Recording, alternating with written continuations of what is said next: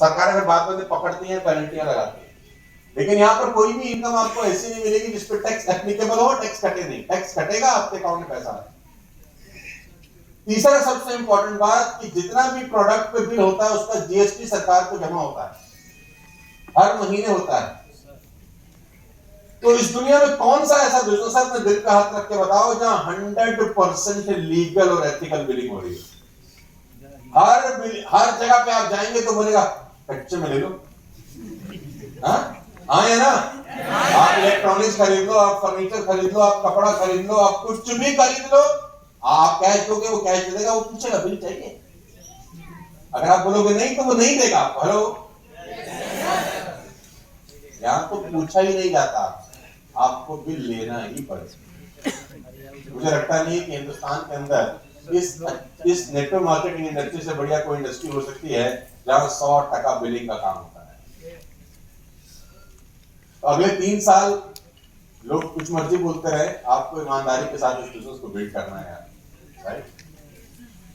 और इस 3 साल के अंदर बहुत सारे ऑब्स्टेकल, बहुत सारे प्रॉब्लम आपको फेस करने को मिलेंगे। ये आसान राइड नहीं है, this is not a easy ride. और सबसे ज्यादा विरोध, सबसे ज्यादा जो चैलेंज होगा ना, वो घर वालों से शुरू हो जाता है। सबसे ज्यादा जो ऑब्स्टेकल है वो घर से। और आप लोगों को शिकायत ये रहती है कि यार मेरे जैसा है ही नहीं है, मेरी बात ही नहीं सुनता, है ना? मेरे पापा मेरे जैसे नहीं है। पति को लगता है पत्नी मेरी जैसी नहीं है, मेरी बात नहीं सुनती। पत्नी को लगती है पति मेरे जैसा नहीं है। तो प्रॉब्लम रहती है कि नहीं? डिफरेंस ऑफ ओपिनियन होते हैं कि नहीं होते? और इससे बड़ी लोगों को बड़ी प्रॉब्लम है।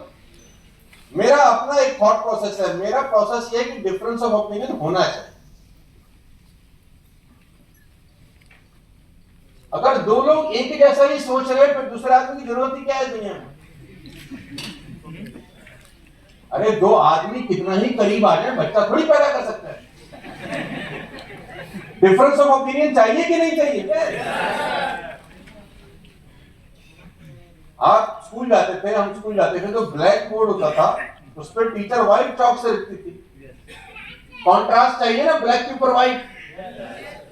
ब्लैक के ऊपर ब्लैक से लिखा भी जा सकता है, ऐसा नहीं कि नहीं लिखा जा सकता, लेकिन पढ़ा नहीं जा सकता। और लिखने का फायदा ही क्या है पढ़ा ना जाए? तो कॉन्ट्रास्ट की जरूरत हर जगह है। लाइट तभी चलता है जब पॉजिटिव होता है। और ऐसा मत सोचिए कि डिफरेंस ऑफ ओपिनियन है। डिफरेंस ऑफ ओपिनियन हमेशा अच्छी चीज होती है। इस बात की परवाह मत करिए कि कौन क्या बोलता है, और मानते हैं कि लोग नहीं मानते, टेंशन मत लीजिए। 140 करोड़ का आबादी, हम भाग्यशाली है कि हिंदुस्तान में पैदा हुआ है। 140 करोड़ का आबादी हमारे देश का, है ना? और जब तक 140 करोड़ को दिखाओगे, प्रोडक्शन चालू है, तो लोगों की कोई कमी है क्या? 90% लोग इस बिजनेस में नहीं आएंगे, ये तो मैं भी पेपर पे लिख के दे देता हूं। तो 140 करोड़ में से 90% हटा दो तो करीब करीब 122-125 करोड़ निकल जाते हैं। ये हमारे काम के, बाकी बचे 15 करोड़ बहुत है। 15 करोड़ लोग कम है कि बहुत है? 15 करोड़ को निपटाने में तुमको 200 साल लग जाएंगे। तो लोगों की कोई कमी है? नो सर, कोई कमी नहीं। और लास्ट, तीसरी सबसे इंपॉर्टेंट बात बोलता हूँ, फिर इस सेशन को क्लोज करते हैं। और मैं आपको बता दूं, थोड़ा सा ये हार्ड टॉपिक है और थोड़ा सा सेंटिमेंटल भी है कि भाई वक्त बहुत कम है यार, है ना? वक्त बहुत कम। 70-75 साल, 80 साल एवरेज एज है हम सब लोगों का, हमको पता ही है। और यहाँ बहुत सारे लोग ऐसे हैं जिनका इंटरवल से पहले का पिक्चर खत्म हो गया है। हाँ या ना? Yes sir. अभी क्लाइमेक्स पे जा चुकी है, फिर कब खत्म हो जाएगी? मैं आपको बता देता हूं कि आप जो बचा हुआ टाइम है उसको बहुत बेहतर बनाना है। वक्त वाकई में बहुत कम है। मैं आपको एक डेटा देता हूं, आपको जान के आपका होश उड़ जाएगा। पूरी दुनिया के अंदर हर रोज करीब करीब 1,83,000 लोगों की मौत होती है एवरी। और भारत में आंकड़ा 35,000 लोगों का है। Every day in India we lost 35,000 life. हर रोज 35,000 लोग मर जाते हैं। नेचुरल बीमारी से एबीसीडी का, तो लाइन लगी हुई है, खट खट खट निकलते जा रहे हैं। तो वक्त बहुत कम है। अगर 75 साल की भी एवरेज एज है और 8 घंटा आप सोते हैं तो आपके 25 साल सोने में निकल जाएंगे। 25 साल आपके 100% ना वो आप जिंदा हो ना मरे हो। उसमें जो आदमी सो रहा है उसको पता ही नहीं है कि वो जी रहा है या वो 8 घंटे तो किसी गिनती में नहीं है। तो 24 में से 8 घंटे तो निकाल दो, बाकी बचे 16 घंटे। और भगवान भला करे इस मोबाइल का, 16 के 16 ही खा रहा है। स्क्रीन टाइम 10 से 12 घंटे का है। हम लोग आईटी के लोग हैं, हम काउंट करते हैं। एक आदमी मोबाइल पे 10 से 12 घंटे निकालता है आज के लिए। आप सोने से पहले सबसे आखिरी वस्तु अपने हाथ से क्या छोड़ते हो जानते हो? मोबाइल।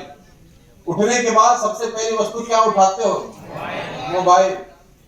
तो तुम मोबाइल को नहीं लेके घूम रहे, भला मोबाइल तुमको लेके घूम रहा है।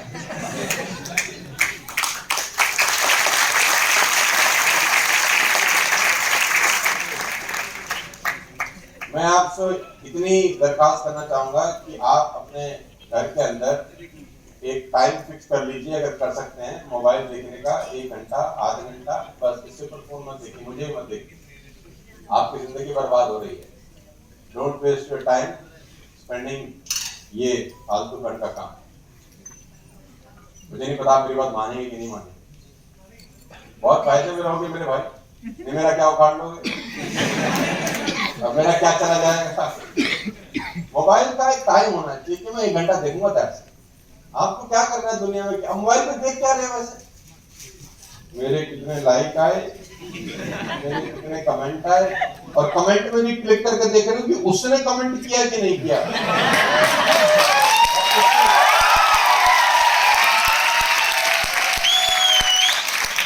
लाइक को भी बटन दबा रहे हो कि उसने, और सबके लिए उसने का मतलब अलग अलग है ना? ऐसे ही है ना? हाँ तो कोई बात नहीं, मैं आज 44 का हूं, मैं तो कभी 20 साल का था।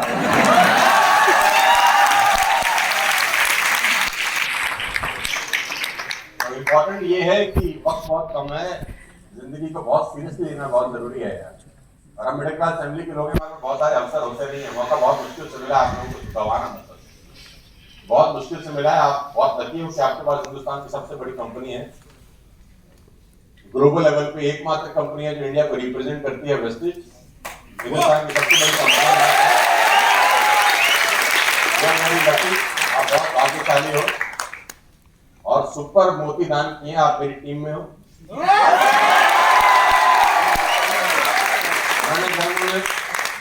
आपने बहुत लंगर वंगर लगाए हैं, तो भगवान ने खुश होकर बोला था सोनू जी की टीम में जुड़ जाए।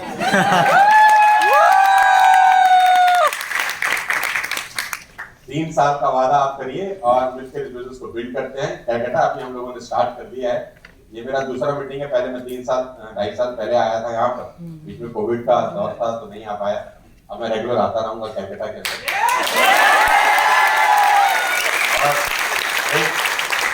छोटा सा गलती हमसे ये हुआ कि हमने हॉल छोटा बुक कर लिया। जी सर। क्योंकि जिसने बुक किया उसको मेरे बारे में शायद पता नहीं होगा।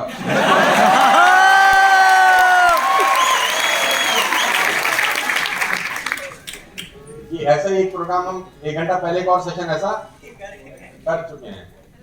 तो मैंने तो पहले बोला था कि भैया मेरे प्रोग्राम में बारात आती है।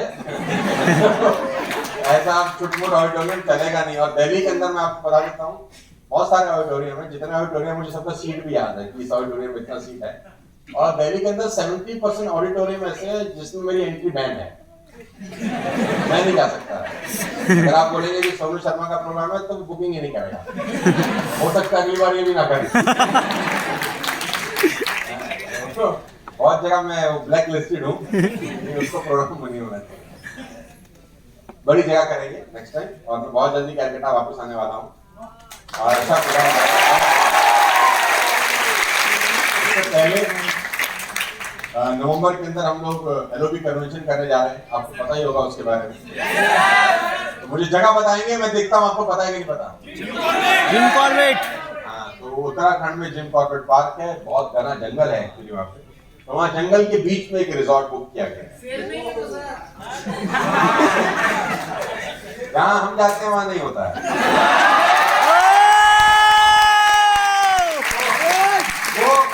वो कहता है भाई तू आ गया तो हमारी अब क्या